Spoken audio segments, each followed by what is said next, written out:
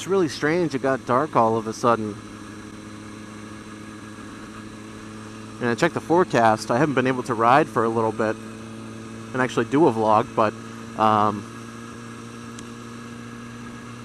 it's been raining like crazy for the past week or so, off and on, which has been driving me crazy.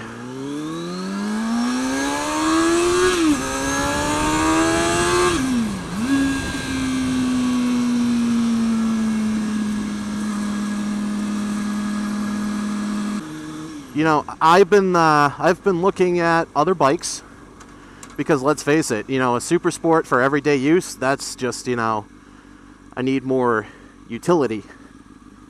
And I was talking to my friend Zane. Those of you guys actually know him as ZJ Moto Vlogs.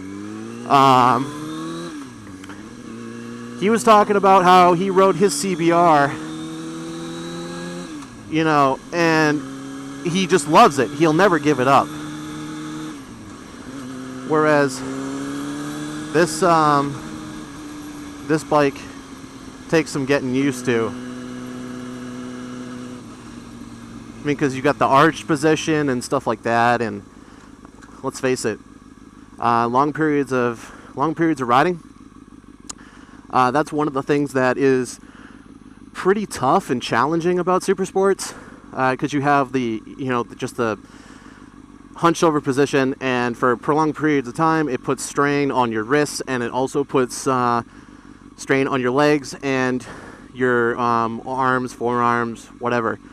So I want something more upright, and I've been shopping around.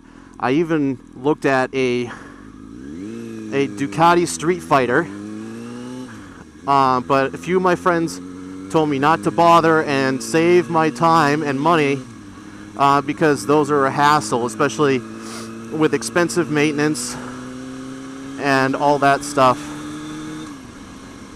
I mean, I was looking at the new Hondas, the new the CB500F, the Street Fighter. I looked at that. I looked at the CBR 500R.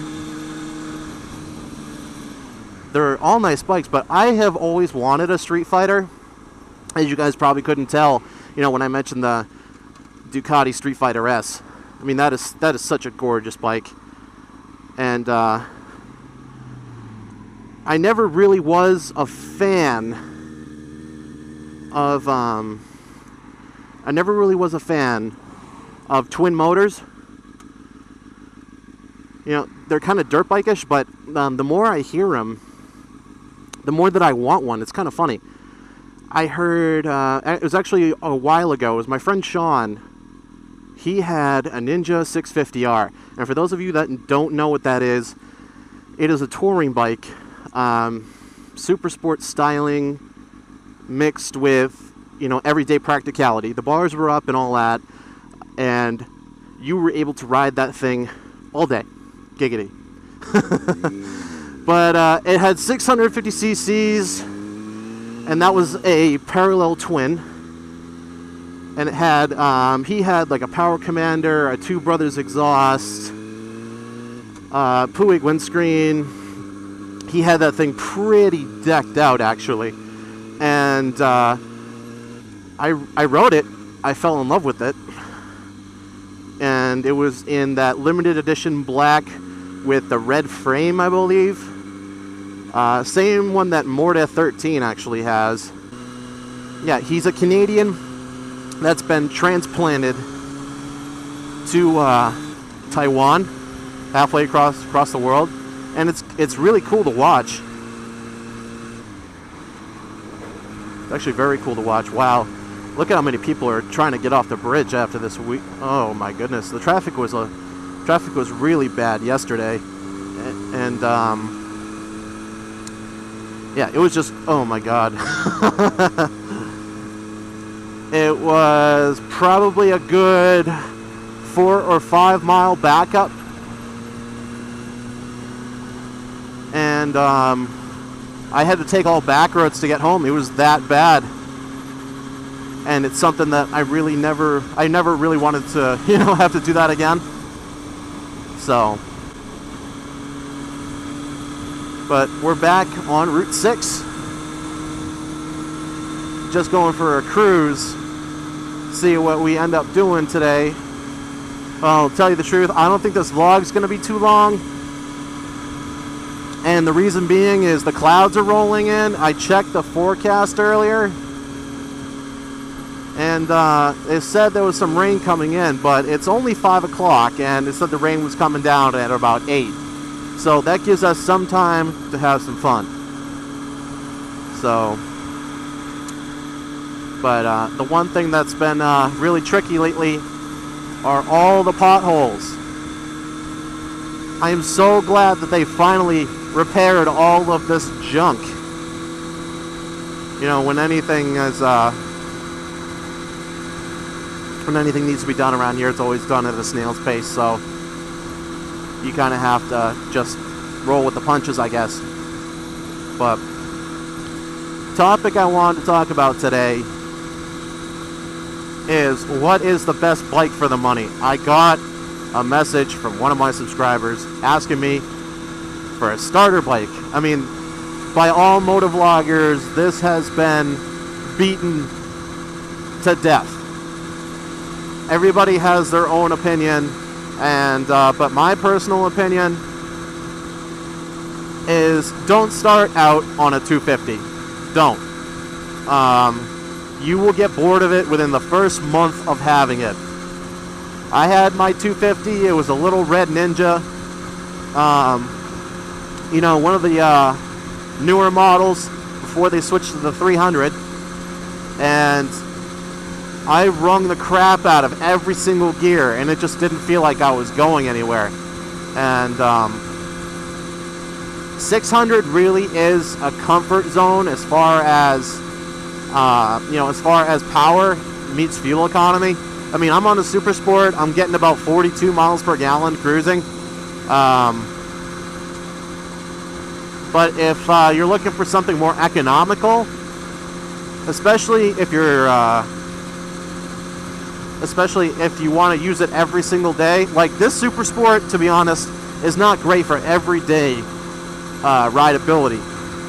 And the reason being is, like I said before, you are at a hunched over position. You can't ride it that long, and by long, you know, is really subjective. For me, I can't ride this more than 4 or 5 hours. If you want something that is like has more space, more practicality, and you want to deal with, say, Kawasaki, for example, then you want to go with the Ninja 650R or the Ninja 1000, because they are upright bikes. Sure, they still have the power on tap. The 650 gets about, I think, 50 to 55 miles per gallon, depending on what mods you do. I mean, if you do like an air filter, exhaust, power commander, you might lose some MPG, you might gain some. I mean, it all depends on what you plan on doing with your bike. The next part I wanted to talk about is price points. Don't get a bike new unless you're really paranoid about what the last person did to it. When you go to buy bikes, you can always tell what the person was like, especially, one, did they have all of their maintenance records? Two, did you check the front forks, you know, like on the, especially if you're buying a Super Sport, you want to make sure that the guy before you wasn't a moron and, you know, did clutch ups all the time. Yeah, you want to do a clutch test too.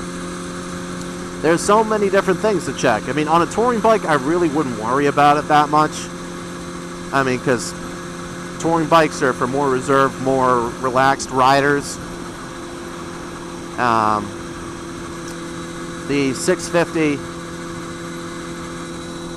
is really the best bang for your buck, I think. Unless we move over to a different brand, like Honda. The one that I was considering from Honda was the CB500F. It is 500. It's a 500 class bike. It has like, I don't know, 496 cc's or something like. Don't quote me on that.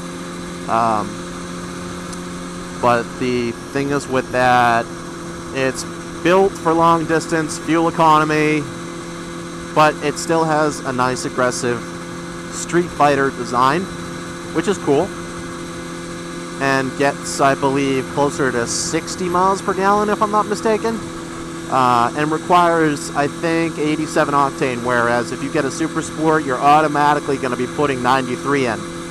So if you put any less, you risk, damage to your motor, all that stuff. I'm not an expert, but it doesn't take a rocket scientist to figure out that you need a 93 octane for a Super Sport. Just the other day, I saw a black Toyota Supra. I think it was a 1998, and it was, oh, what was it? I'm trying to remember. Huh. I'm trying to remember what it was.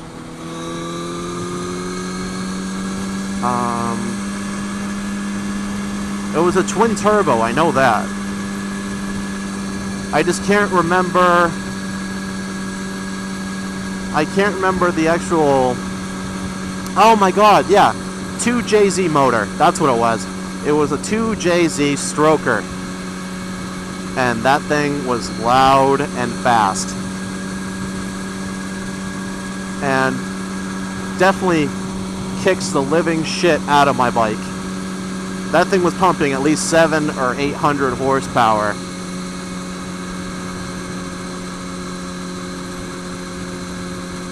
And there was another thing that I saw.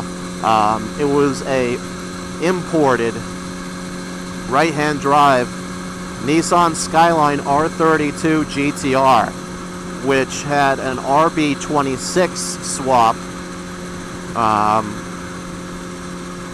And that thing was obnoxious.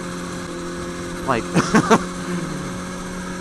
just when you think you've heard, a crazy sound, take a look at, like, an RB26, twin turbo, like a Nissan Skyline. I'm not talking about, like, the brand new R35s. The brand new R35s, they sound okay. The VQ35 motor, I think that's what it is, twin turbo, and 480 horsepower, 0 to 60 with their transmission, I believe, is 3.5 seconds, and which is really, really fast. That's another thing. After having a 600 for a while, you learn restraint. I mean, this has become more of like, just enjoyment and slash, cheap thrill, I guess. I mean, I spent a good $1,000 on gear. I mean, my gloves were a gift. They're Alpine Stars. They're very rugged and comfortable. My jacket is a Joe Rocket, and it has level 3 Kevlar armor in it. My helmet is an Icon variant in high gloss black with a gold shield, and Warhawk saw blade spikes on the top of the helmet. Gets a lot of attention. I was at a gas station, and there was a little kid that was pointing at me and calling me Master Chief, the dude from Halo. I thought that was pretty funny. Once again, this person not even looking.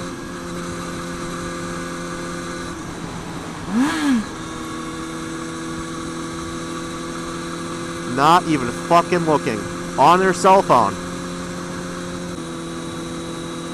Oh my god, being raced by a Ford Focus. Oh my god.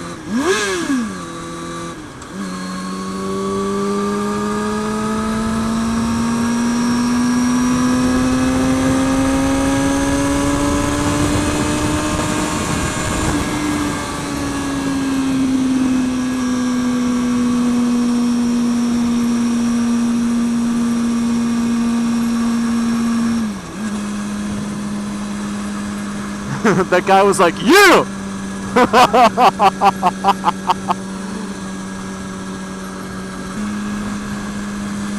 Yeah, I really don't want to be behind this truck. Why?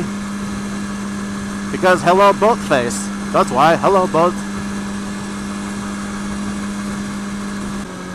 It's like, okay, so here's the truck. It's chilling. And that is a sweet boat, you might say. Well, no, not really.